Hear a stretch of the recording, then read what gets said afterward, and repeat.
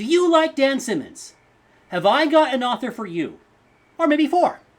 What's going on, YouTube? Michael R. Schulteis here, author of the Rostoval Saga, which you can see, as always, on the shelf over here.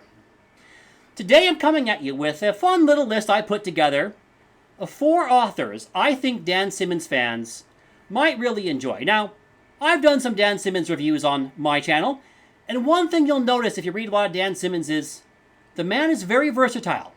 His repertoire is expansive. He'll cover different genres, he'll blend them together, history and horror and space opera and thriller, and that's part of the wonder of being a Dan Simmons fan, I think.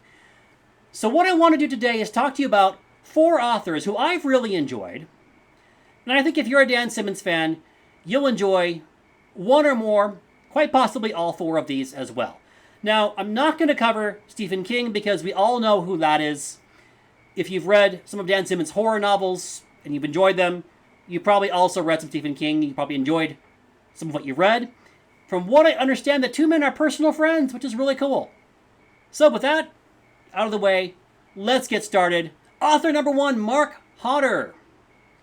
He is the author of The Strange Affair of Spring-Heeled Jack, a Burton and Swinburne adventure book 1, and there are 5 sequels. Now, if you liked Drood, if you like The Terror, if you like what Dan Simmons does with Victorian Britons, he brings them to life and blends genres, then have I got a gangbusters, Victorian steampunk, kind of science fiction feeling, alternate history feeling story for you.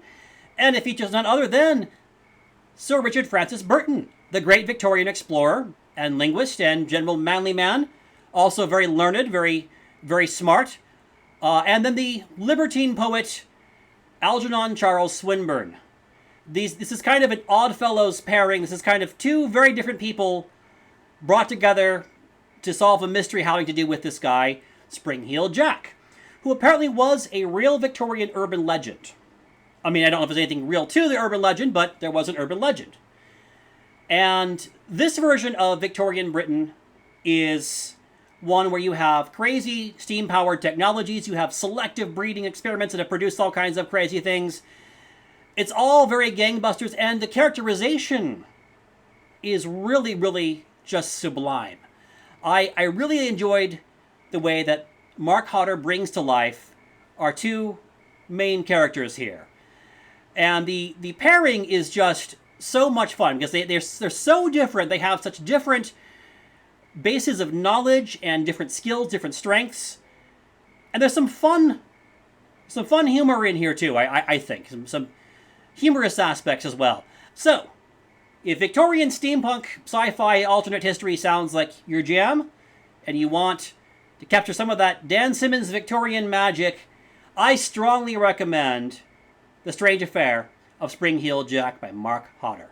Okay, shifting gears from steam to the stars, we have Christopher Ruiz, author of Sun Eater. Now, this is probably obvious. You probably know what I'm going to say. If you like Hyperion, if you love what Dan Simmons does with space opera, Christopher Ruiz may be just the author for you. And oh boy, what a great space opera series this is. So, Sun Eater tells the story of Hadrian Marlowe, a nobleman of the star-spanning sovereign empire. Hadrian is both revered as a hero and despised as a murderer. You know this kind of up front, and he's telling you his story. So we get that he's been involved in some very consequential things, but we don't have a clear idea of what exactly, and we really don't know why. And that turns out to provide a lot of intrigue to keep us going through this very engaging story. Hadrian is a character who I found it very easy to root for because he's a nobleman who comes to have profound sympathy for people of the plebeian. This is very much a stratified, a class. It's a strong kind of Dune vibe. So you have a noble class. Actually, I think there's different tiers of nobility. Then there's the common people who are not a lot better than serfs. And Hadrian comes to have a lot of sympathy and to really be actually a pretty decent guy. And it all feels very earned. He goes through a lot of suffering. And you just kind of find yourself rooting for him. And the story is really, really amazing. I mean, it's everything that I loved about Dune, and then there's these aliens that they're fighting, the Cielcin they're called. And there's a lot of questions about that. And there's a vanished ancient alien civilization. That's pretty cool too. I'm near the end of the second book, and I think this series is going to become probably one of my new favorites. So again, if you like Dan Simmons, and again, there's a great Dune vibe here. So if you like Dan Simmons and if you like Frank Herbert, this is probably the guy for you. Author number 3, Gene Wolfe. Written a number of books. I'm going to talk about The New Sun, Shadow and Claw specifically. So I'm still reading this, but it is so great. This is part of the Dying Earth subgenre. The whole idea here is it's Earth far in the future. It feels almost like an epic fantasy, but it's not. And it's not really space opera. But it does feel like the kind of novel that if you have read Hyperion or Ilium and you enjoyed them, you have to give this a try. I'm serious. You have got to give this a try. So our protagonist, Severian, is an apprentice torturer in this far distant Earth. And it's somewhat difficult to summarize. I'm going to do the best that I can.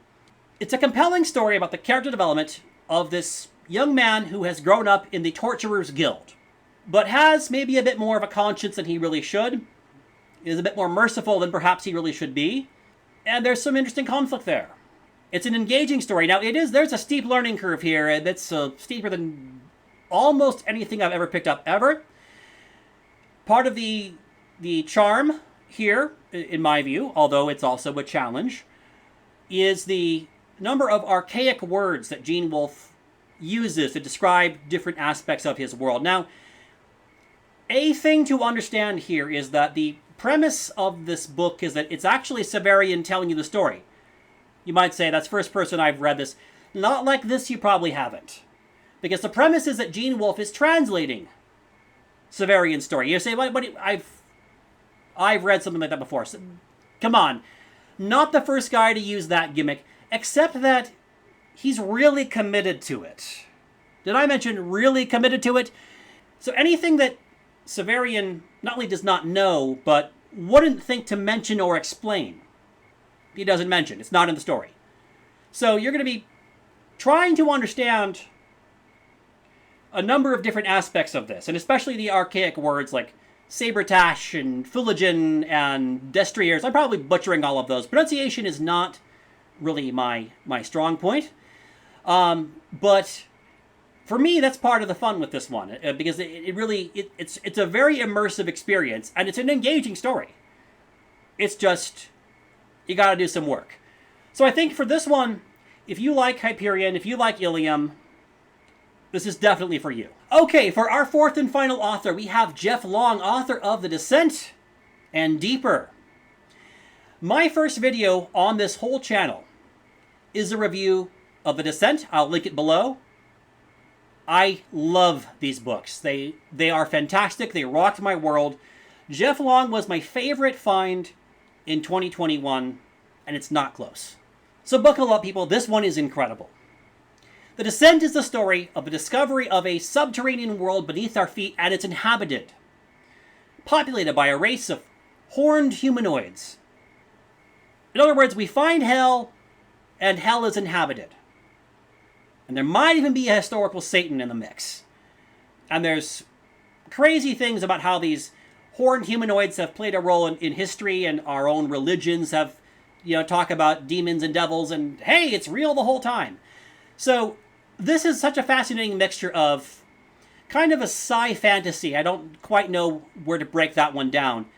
There's science fiction aspects, there's aspects that you might be inclined to call fantasy, and there's horror. This is definitely where you get very dark, and if you will like the darker, more horror-themed Dan Simmons stories, Carrion Comfort, for example. In fact, that's the perfect point of connection between Dan Simmons and Jeff Long. I'll link my review of Carrion Comfort down below. If you enjoyed Carrion Comfort, if you read that, you said, I've got to get more of this, read The Descent by Jeff Long. And then read Deeper and have your mind blown all over again. One real strength of these books is the characterization. We get a number of point-of-view characters. The the two in the Descent that I'll talk about that stood out for me the most, we get the most page time, I would say, with these two characters.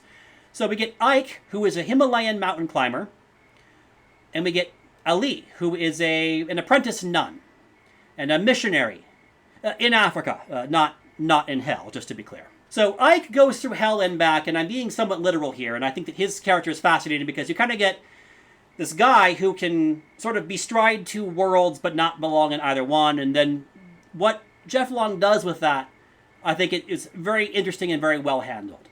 And Ali is just, like, I dig this character. She is smart, she is independent-minded.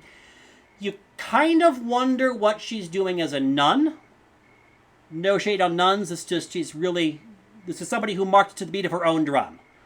And I am there for it. Seriously, awesome character. Practically sells the book just by herself, but there's other characters too. The whole thing is freaking great. Okay, so those are my 4 authors, but I want to hear your thoughts. Have you read any of these 4 authors? Do you want to read any of them? And maybe you could recommend some other authors that you think would be a fantastic fit for Dan Simmons fans, for any and all reasons. Whether it's the characterization, the genre, or whatever. I want to hear about it. And hey, don't forget to like and subscribe. It really helps us to grow the channel. Thank you so much for watching, and I'll hope to catch you on the next video.